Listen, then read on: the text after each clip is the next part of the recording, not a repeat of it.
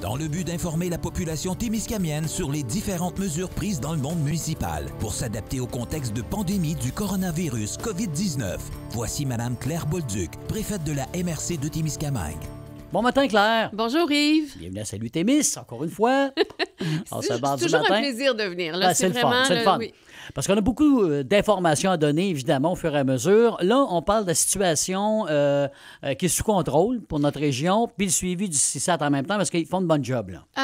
Effectivement, ils font vraiment un bon travail. Alors, la situation est sous contrôle. Ici, particulièrement sur le territoire témiscamien, depuis plusieurs jours, pas de nouveaux cas. Non. Et il restait, à la fin de la semaine dernière, 2 cas actifs. C'est un peu le même scénario ailleurs en Abitibi-Témiscamingue. On avait vu des éclosions à 19 nouveaux cas par jour. Là, on sait entre 5 et 6. Et c'était important de le mentionner. On le voit, tout l'impact des rencontres et des fêtes, des parties durant la période des fêtes. C'est ça. On le voit, tout l'impact que ça a eu. Et le confinement nous amène on baisse le nombre de cas. Il faut le souligner, les maires et mairesses, notre comité d'urgence municipale, le comité stratégique municipal qu'on a remis en œuvre au moment de la COVID, le soulignait, les maires et mairesses tiennent à le souligner, les commerçants font un travail de premier ordre pour le contrôle. Absolument. On est surveillé quand on n'entre pas sans masque, on lave les mains. Tu peux passer d'un commerce à l'autre, les mains t'usent à force de les nettoyer, mais absolument. On te demande de te laver les mains et les gens font la surveillance. Ouais. Alors là, on est vraiment ici une situation sous contrôle et je voulais expliquer comment le CISAT fait le suivi des cas. Les personnes qui ont été reconnues COVID, évidemment, elles sont confinées, mais les personnes qui ont été en contact avec une personne confirmée COVID, elles sont aussi suivies et on leur demande de se confiner. Et le suivi est très serré. Il y a un travail énorme du CISAT autour de ça, parce que les personnes doivent vérifier certains paramètres physiques, notamment la température, tous les matins. Ça se fait tous les jours. Ils doivent en répondre. Ils complètent un questionnaire à tous les jours et ils sont suivis. Si le questionnaire n'est pas complété dans le délai requis, ils ont des appels, ils ont des suivis qui se font. Le CISAT fait vraiment un travail de contrôle. C'est heureux, c'est difficile pour les gens qui sont sous ce suivi-là. Parce que des fois, c'est pas de leur faute non plus, hein? C'est ça. C'est pas de leur faute, c'est une contamination, peu importe. Et ils sont pas atteints, ils sont négatifs à la COVID, ils sont pas atteints, mais le suivi du CISAT est vraiment efficace. Et on le voit, la transmission, on le voit dans les circonstances dans lesquelles la transmission se fait. Par exemple, une éclosion qui est associée à un party de pêche sur la glace. C'est arrivé? C'est arrivé.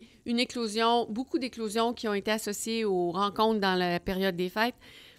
Alors, je pense que c'est important de souligner que les gestes qui ont été posés, les décisions qui ont été prises, elles le sont pour le bénéfice du plus grand nombre. Voilà. C'est difficile, difficile, mais c'est fait pour le bénéfice du plus grand nombre. Exactement. Là, avec le confinement qui devrait se terminer le 8 février, comme mentionné, on parle là depuis une couple de jours de réouverture des régions qui ne sont pas trop affectées, comme nous. Comme nous, et tout à fait, on a entendu certains ténors, par exemple, les Pascal Bérubé, Joël Arsenault. Arruda hier aussi. M. Arruda qui l'a soulevé, mais il y a nous, la conférence des préfets, on a été interpellés par nos collègues de la Côte-Nord et du Bas-Saint-Laurent pour dire, là, il y a une modulation à faire des zones de restriction. Est-ce qu'on peut revenir aux zones jaunes, aux zones... et avoir l'opportunité, la possibilité que certaines activités soient toujours possibles. Ce matin, c'est Michel Lagacé, le préfet de la MRC des Basques, qui était là. On est dans un contexte où vraiment les gens constatent qu'il y a des situations d'éclosion beaucoup moins préoccupantes dans les régions, et c'est vraiment les régions périphériques, là, Bas-Saint-Laurent, Gaspésie, Côte-Nord, Abitibi-Témiscamingue et il y a quelque part le nord de l'Outaouais. Et c'est vraiment une demande qui est faite en ce moment. M. Arruda l'a pas, Dr Arruda l'a pas. Il n'a pas repoussé ça du revers de la main. C'est ça du tout, mais il n'a pas donné non plus une réponse à ça. Et moi, je dis aux personnes, parce que je reçois les courriels, je reçois les demandes par texto, par Messenger, on va voir quelle sera la décision des autorités dans les circonstances. Mais on le constate, on est plus loin, on a des situations... Je mets ça en parallèle avec toute l'inquiétude que les gens manifestaient il y a quand même pas si longtemps sur les motoneigistes qui arrivaient dans nos régions, qui venaient d'ailleurs. Ouais. Alors, la modulation, ça amène ça aussi. Ça amène une plus grande circulation dans les régions qui sont qui ont des autorités. Aussi, hein? On a eu la chasse. Il y a eu la période de la chasse, il y a eu... alors, il faut mettre ça en balance et voir la balance des avantages et des inconvénients. Le pour et le contre. Les gens sont inquiets parce qu'il y a plus de motoneigistes qui vont venir. Si les restaurants sont réouverts, on est content pour notre population, mais ça attire des personnes de l'extérieur.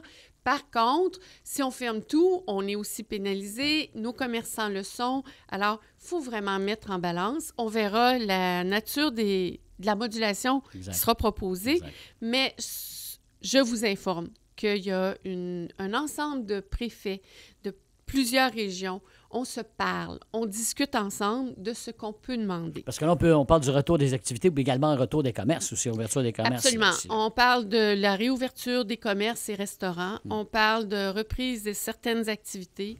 On parle de moduler le confinement. C'est vraiment...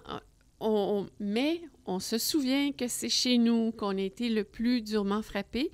C'est dans nos maisons, dans nos activités de groupe et familiales où on a été le plus durement frappé. Le 2/3 des cas, dans les 4 dernières semaines, venaient des rencontres familiales et des parties privées.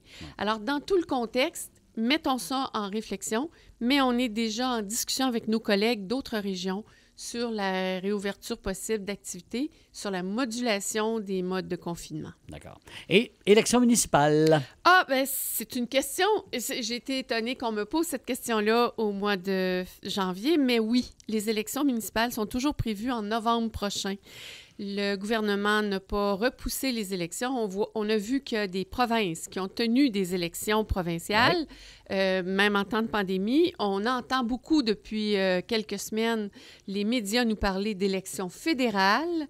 Le gouvernement Trudeau souhaiterait aller en élection fédérale. Alors, pour le Québec, les élections municipales sont toujours prévues. C'est le 7 novembre prochain. Il n'y a pas de... Il n'y a rien de changé, là. Il n'y a rien de changé. Il faudrait vraiment une situation très explosive sur le plan de la COVID pour que cette date-là change. Tout ça, là. C'est ça, exact. Et nous, on se retrouve demain matin, 9h. Absolument. On sera en trio demain. L'émission spéciale en trio avec Dr. Paul-Émile Barbeau. Une émission spéciale. On a quand même reçu près d'une quinzaine de questions qui étaient... certaines posaient les mêmes... on voit que les préoccupations sont quand même... Il faut les mêmes questions, finalement, aussi. Oui, il y a des préoccupations assez réelles. On connaît la capacité de Paul-Émile Barbeau à vulgariser des concepts et des situations. Ouais. Alors, ce sera certainement très intéressant demain matin. Soyez avec nous à 9h. Voilà. Tu seras avec nous aussi. Oui, ma chère. On va être là, puis si on peut prendre des appels en direct aussi, s'il y en a qui auraient des questions. Là. Si les gens ont des questions, oui, tout à fait. Voilà. On donnera le numéro de téléphone. Voilà. Alors, à demain, Yves. À demain, à 9h. Merci, Claire. Demain, bye. Bonne journée.